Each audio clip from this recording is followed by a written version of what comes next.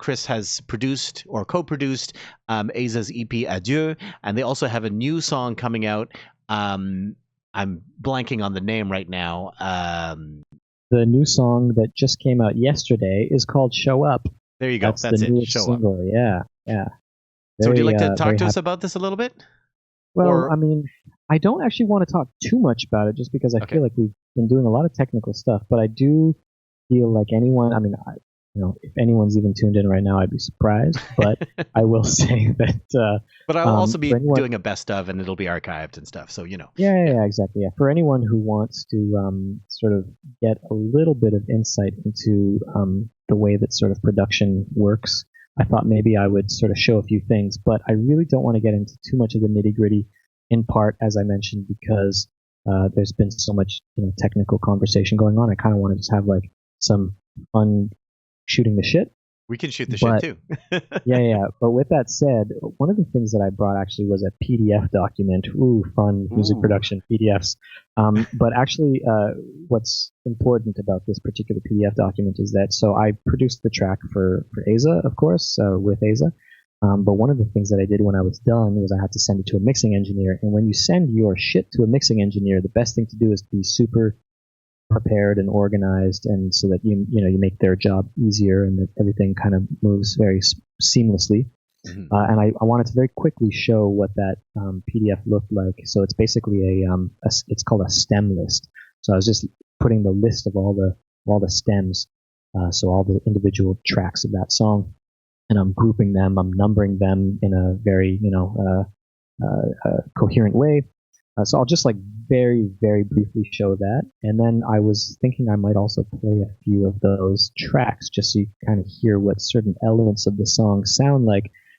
Also because I had this idea that maybe I would talk about the way to, EQ and edit certain things, which I don't think I'm going to get into, but at least I can sort of give a quick rundown of certain stuff. So, let me do a little quick screen share here. Where the hell so this might take a moment for us to switch over, but Chris is going to take over the screen. I'm just going to buy time and talk about this a little bit. Actually, I don't really know what I should have prepared something to talk about. Is it here we there go. Right now? So there we go. So I'm just going to do a switch over. So this is so this is my stem list, or my stem sheet, as you want to call it. So this is when the song was finished. On my end, the production work was done on my end.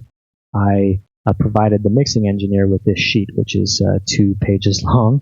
So the song, as you can see, has about 62 tracks. So when you're working on like a pop production, you can get into really, really high track numbers and stuff like that. And so I had I don't know if you can see my mouse here, I'm not sure, but you have the kick on the top and the snare and all that kind of stuff. And so it's all colored green as well. So you can see that there's like this drum group. In the notes column, you see that I mentioned, for instance, when a track is stereo. So it's kind of presumed that all the bounces are mono, except when I label them as stereo. And I have my bass, my guitar groups, I have my keys groups. You'll even see how I label, how I title them. So all the tracks start with a number, so that when the mixing engineer is putting them in, they, they all sort of show up in the right order. And you can see here I have some kind of funny, well, maybe not funny, but I have names that are very descriptive of them. So I have here piano. I think it's pretty descriptive. Then I have plucky synth legato, ambient drips, plucked synth popcorn. They kind of help to describe what it is. And then also on the second page, I have my vocal stems. And then in the notes here, some of them were processed. So most of the vocals were unprocessed, without reverb or without any effects on it. But some of them are. So you'll see over here, I have this FX equals formant shift and unison pitch, and I'll maybe show you what that is in a minute. And then basically that. So I mean, this is an important document to make. It's not something that everybody does all the time. I'm going to close that now. I don't know if you see me at this point. We do, but I can switch this over while you get your... we'll just get your other thing going. Yeah, what I'm going to do, nowadays, by the way, said detailed file names are a great way to show respect. I mean, as much as Chris is being a little bit oh my God, I am so detailed. No, but it's good. We need this. This is what absolutely. We want to get. So absolutely, yeah. So I mean, it's one of those things that people don't think about. You're the music producer, and you've just made a fire track. You've made this awesome beat, and suddenly someone's got to mix it. Hopefully, it's not you who's going to be mixing it. I mean, if you are mixing it, then great. But hopefully, you send it to someone else who has that expertise. And yeah, when you send it over to them, it's like you have an option. You can either make their life living hell, or you can make their life pleasant. And I think it's always better to make it pleasant for the next person when you're passing on that baton. So this is actually this is kind of like the session. I mean, I sort of re-inputted all the stems into here. Do you see that right now? Are you seeing the Logic session? Yeah. Mm-hmm. This is the song. Most of the stems are inside here. Not all of them are. You'll see that I have them color coordinated.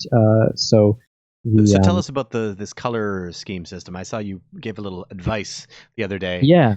So basically, I have a particular color scheme that I use. I have greens for drums and percussions and stuff like that. I have reds for guitars and basses. I have purples for synths and anything keyboard related. I have blues for vocals. And in this particular track, we don't have any horns or strings, but I'll often use yellow for horns and strings and other kind of ancillary stuff. And I also, when instruments or sounds are lower pitched, I have them in darker colors. So here you'll see I have the kick in like this dark green, but I have, things. I don't know if there's any like track that's specifically called hi-hat. Oh yeah, there is. Hi-hats are in like lighter greens. You look down over here at the bass. The bass is like a darker red, and the guitars are a brighter red. And then, yeah, basically that kind of stuff. And then, yeah, I mean, one of the things, so somebody had asked me a little while back, it was Nora, actually. Nora Toutain had asked me a little bit about some kind of vocal thing that had happened on that song. I'll play the song. I'll play like a quick little excerpt from it. Hopefully the volume is all good. It's not going to, scare the crap out of people. But this is what the finished song sounds like. And you can hear right off the bat AIZA's voice come in, and there's something interesting about the voice, and I'll even ask you, Vincent, maybe if you can identify what the hell is going on over there. But all right, so this is the song. Shake off your misery, forget what you've been told. Don't be mistaken, it's time to show up and be bold. All right, so that's like the first few seconds of the song. Vincent, did you hear anything interesting or anything peculiar happening inside the voice? It sounded like there was an octave below that had an additional effect on it, but I'm not sure what the additional effect is. Yeah, so, I mean, I'm going to just kind of, I'm going to mute everything else. I'm just soloing the lead vocals here. So this is the lead vocal group, and we'll just listen to that. Shake off your misery, forget what you've been told. Don't be mistaken, it's time. So what you hear there is, so I'm going to actually now just solo AIZA's lead vocals. Shake off your misery. So this is her beautiful voice singing the melody. Forget what you've been told. Don't be mistaken, it's time to show up and be bold. And she's recording on a Neumann M147, I believe. It's a pretty bright sounding mic. It's really nice. It worked really well with her voice on that session. So this is, there are two different effects that I put on it. One of them is this one. So this is actually in unison with her voice, but I've used, I think I used Auto-Tune or another program, I don't remember, or another plugin, I don't remember, to kind of fuck with what's called the formant. So it kind of changes the technical thing. I think is actually, it's like changing like the throat, like length or something in the sound. But essentially, you're going to hear it like it's the same, pitch, the same, it's unison, but it has this kind of weirder, slightly lower tone to it. So, shake off your misery, forget what you've been told. So, like by itself, it sounds almost kind of weird. It's like it sounds like her a different person. Exactly, yeah. But it's too tight for it to be a different person. Exactly, yeah. And then and then I also added this octave below, and I did some formant shifting with it. So this is basically where you pitch it down, but you don't change the formant to match the pitch. So if you were to change the formant to match the pitch, actually, do I have something here that can show? Yeah, you know what? Actually, let's see if I can just add a quick plugin on here. I'm not sure. This is not my computer, so we'll see what we got. Pitch effects, pitch correction, pitch vocal transformer. Here we go. All right. So I'm going to take AIZA's vocals here. Shake off your misery. So that's her vocals. I'm going to lower the pitch down by an octave. And I'm going to also lower the formant by an octave. And you're going to hear what's going to happen. It's going to sound like a man, basically. Shake off your misery. All right? Forget what you've been told. But if you play with this thing on the right, the formant, all right, what happens is that the throat length, or like basically what makes it sound like, let's say, male or female, changes. So what I did with that was I think I kept the formant at 0. I kept it at her, natural sort of place, but I lowered the pitch, and it has this sound. Shake off your misery. All right. Forget what you... This is kind of like robotic sound. So let's see what that sounds like. This is... Shake off your misery. So yeah, I played with the formant a little bit. Forget what you've been told. And then together with the Don't be lead, mistaken, it's time has this kind of to show up effect, and be bold. which was kind of cool. And the reason why we used that actually was that this song was supposed to be, the idea was that someone from the future is sort of sharing their insights to someone in the present. And so we wanted to have that kind of futuristic world in the song without it being like, oh, this is a sci-fi song. Right. So I felt that was to just kind of create a robotic thing to the voice, not necessarily have it like front and center, but just kind of have it blended in there, kind of in a way that like a video, like a film director would sort of maybe use certain coloring or something like that in a shot. It's not necessarily something that the viewer notices, but it's there to help advance the effect that they're going for in the story. So I basically wanted to advance the storytelling with some technical, production aspects. And so that was one of them. And I thought that one was kind of an interesting, I liked it. It was fun. So it's great. Sounds great. Yeah. So that was one thing that I thought was kind of a fun little aspect. And then there's another thing in the song. So this song has a lot of, it's very like produced. It's not as organic, but there's a principle that I follow in my production, and this applies to every single production I ever make, and that's I ask myself the question, how much air has this song touched? So what I mean by that is like when we make beats and we're doing like, modern 21st century production, a lot of the stuff that we're doing is all inside a computer. From beginning to ending, it's all just inside this machine. Mm-hmm. But to me, what makes a song breathe and what makes music come to life is the air that is actually touched in the process of making that song. So like if you're recording a guitar, just the air that like passes between the guitar and the microphone is contributing to the sort of the humanity of the song. So the idea as possible, out of the box meaning like out of the computer, and creating more air inside the process of producing. That to me is sort of my goal. And so with this song, a lot of it was produced just in the box. I used all kinds of sounds and synths and beats that I had put together in the computer. But something was missing with it, and then suddenly I picked up my electric bass and I started playing some slap bass on it, and that's when AIZA, I sent her the slap bass thing. And usually if I do a creation without her there, it doesn't necessarily have the best effect, because I think she likes to sort of, play a role inside the production of things. She's very hands-on. And so I was a little bit reticent to send it to her because I really liked the bass line I was playing. But I was worried that she was not going to necessarily respond positively to it just because she wasn't there during its creation. But when she heard it, she was like, holy fuck, that's the song. You got it. So I'm just going to play that bass line. So like without the bass line, let me just play the song. Let me mute the bass for a second. And here, let's go halfway through the verse and you're going to hear what it sounds like without any bass.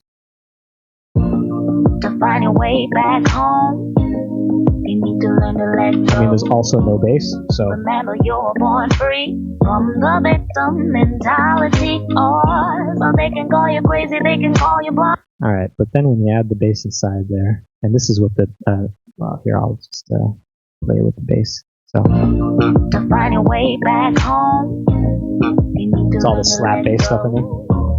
Remember, you're born free from the victim mentality. So that kind of thing, and to me, that was a way of like literally making the song come to life. Was putting in some kind of air or some kind of like human touch to it. And actually, I just want to play that bass line in the second verse because it's so smacking. Yeah. Don't let your heart grow cold. There's no need to be living a lie. You gotta take control. And when the devil starts creeping, so yeah, it's got that kind of thing. And another thing that I do when I'm working on bass is that I always love, in almost every single Skinny Bros production and almost every single production of mine, I like to incorporate both electric and synth bass at the same time. This may not be, I'm not reinventing the wheel or anything like that. It's just that to me, it has a sound, especially when you find the right synth bass sound to match the right electric bass sound. It's just such a nice moment. So this one, the electric bass by itself is this. So it's also got like an auto wah sound on it. So that's that. And then this is the electric bass sound. Let's see. Or the synth bass, sorry. It sounds so weird by itself. But the two together, I think, have a nice little sort of marriage. Here we go. Yeah, and so that's kind of what's sitting underneath the whole song. So those are just a few little things that I wanted to mention. Essentially, the having air passing through the song in order to make it come to life. The idea of having two basses inside there rather than one, or I mean, you could have many, many basses, but the idea of merging a electric bass and a synth bass at the same time, and also using interesting like production techniques. So in the case of AIZA's lead vocals, literally putting like this roboticized voice underneath it as a way of kind of helping tell the story.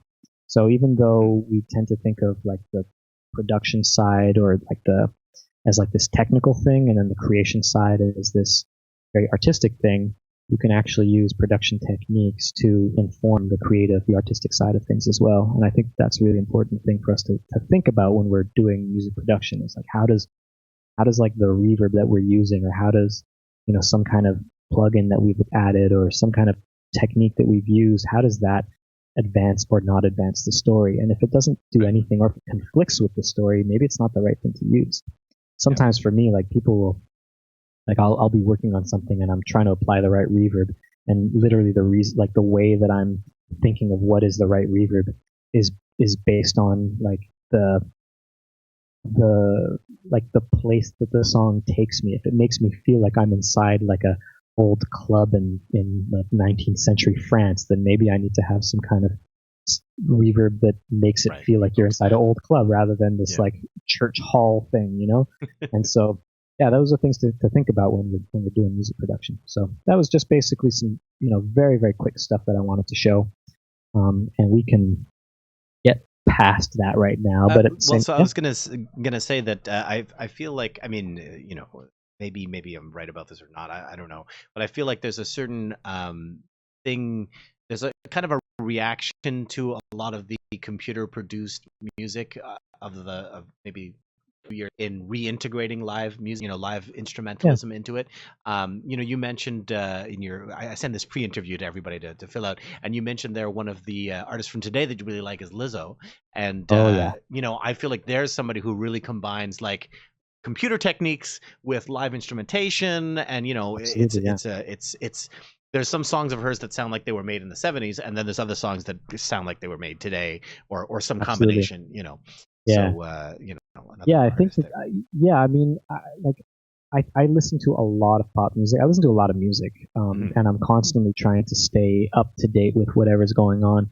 And I hear a lot of people, certainly my age and older, saying that pop music is just not like it used to be, or it's so like mechanical and so void of like emotion and all this kind of stuff. And while that can be true with certain songs, I think that if you're not keeping your ear to the ground, actually you don't even have to keep your ear to the ground. It's pop music. You just have to turn on the radio for 30 minutes, and you will find music that does have a lot of really interesting organic elements to it. And I think the reason why you don't hear that in a lot of songs is because there are just fewer people who know how to play instruments. And it's just quicker to do things now, just kind of, paint by numbers. But when you get someone like Lizzo, who she's first of all a musician herself, flute player. She's got a fantastic voice. She's a fantastic rapper. She's very musical. She's obviously working with an amazing team. She's got actually, one of her producers, or one of the people who co-wrote one of her songs, is this guitarist named Nate Mercero. He's, for those who know, that guy is a beast. He's an LA-based guy. Nate Mercero is his name. He's a jazz player. He played the solo on, I forget the name. So it doesn't really matter. Maybe I can put it in the comments or something like that. But there's a, what is that song? Bad something. Anyway, it doesn't matter. Basically, he played like a really cool George Benson-y sounding guitar solo on like a total pop song, like a recent pop song. And, but the guy has like these amazing like modern jazz chops. And he co-wrote a lot of Lizzo's music with her. So you can tell that there are people who are really in the know, who really have a keen sense of music and musicality. And that's out there. A lot of people do that. Ariana Grande has a lot of stuff with like some really cool chord changes and really cool, guitar parts and stuff inside of it. So, I mean, Jesse Reyes, Daniel Caesar, these are all like, top of the pop artists, but they've got beautiful, organic sounding pop music. And to me, that's what resonates the most with me, is music like that. I think that when people say that, there's nothing, or they're not interested by pop music, they're just not interested by pop music, and they're not actually trying, and I couldn't be more excited about pop music today. There's been so many great artists and great songs and great albums that have come out in the last, few years. I mean, Lizzo's just one example, but there's so many. I mean, and you name one more. Yeah, I was like blanking, but I was like, Anderson .Paak would be a great example. Yeah, of course, what I mean? Yeah, absolutely. I strive to be able to write like him and also write for him one day too, or write with him. That'd be amazing. That would be amazing. Yeah.